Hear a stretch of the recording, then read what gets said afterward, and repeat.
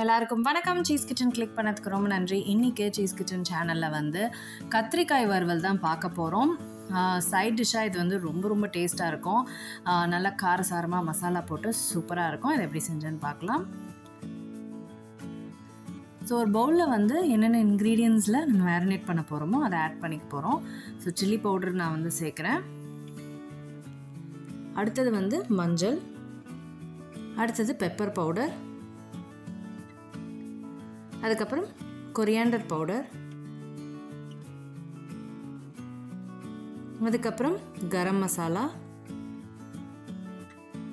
அதுக்கப்புறம் ஜீரா பவுடர்,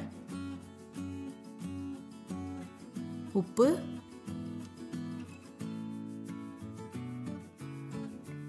அதுக்கப்புறம் வந்து லெமன் ஜூஸ்,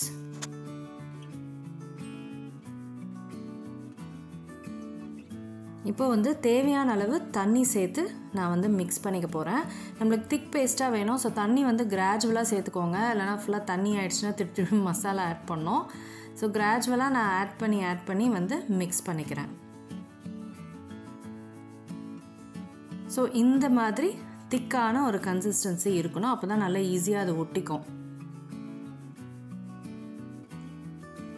ஸோ பிரிஞ்சால் வந்து நான் வந்து கட் பண்ணி வட்ட வடிவத்தில் கட் பண்ணி வச்சுருக்கேன். ஸோ இதில் வந்து நம்ம மசாலா எல்லாத்தையுமே வந்து நல்லா தடவை போகிறோம். நல்லா திக்காக தடவிக்கலாம், தின்னாக தடவிக்கலாம், உங்கள் இஷ்டம்.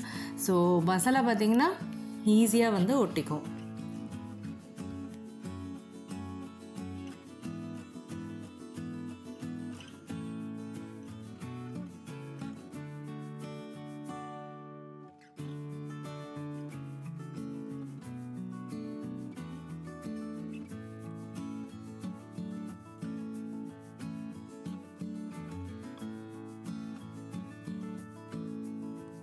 ஸோ எல்லாத்துக்குமே மசாலா தடவிட்டேன். ஒரு 15 மினிட்ஸ் நம்ம வந்து இதை மேரினேட் பண்ண விட்டால் போதும்.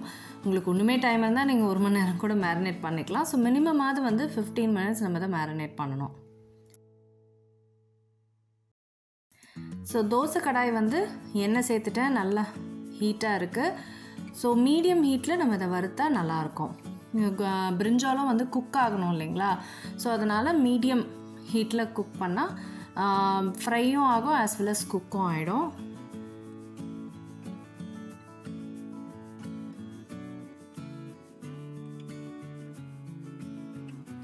இதோடு நான் வந்து கருவேப்பிலை சேர்த்துக்கிறேன். கருவேப்பிலை சேர்த்தா ஒன்றுமே நல்லாயிருக்கும், அதோட ஃப்ளேவர் வந்து நல்லாயிருக்கும். ஸோ இப்போது வந்து 5 மினிட்ஸ் ஆகிடுச்சு, அதனால் நான் திருப்புறேன். ஒரு சைடும் வந்து 5 நிமிஷமாவது நம்ம குக் பண்ணோம். அப்போ தான் நல்லா குக் ஆகி ரோஸ்ட் ஆகி அது வந்து வரும். ஸோ 5 மினிட்ஸ் கழித்து ஹை ஹீட்டில் கூட நீங்கள் நல்லாவே ரோஸ்ட் பண்ணிக்கலாம்.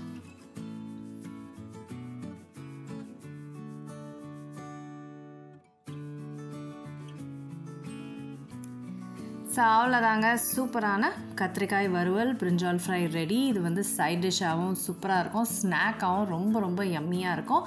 டிப்போட தயிர் டிப்போட சேர்த்து சாப்பிட்டிங்கன்னா இன்னும் சூப்பராக இருக்கும். ஸோ கண்டிப்பாக ட்ரை பண்ணி பாருங்கள். நான் உங்களை சீக்கிரமாக அடுத்த வீடியோவில் சந்திக்கிறேன். வணக்கம். உங்களுக்கு பிடிக்கும் கிளிக் பண்ணி பாருங்கள்.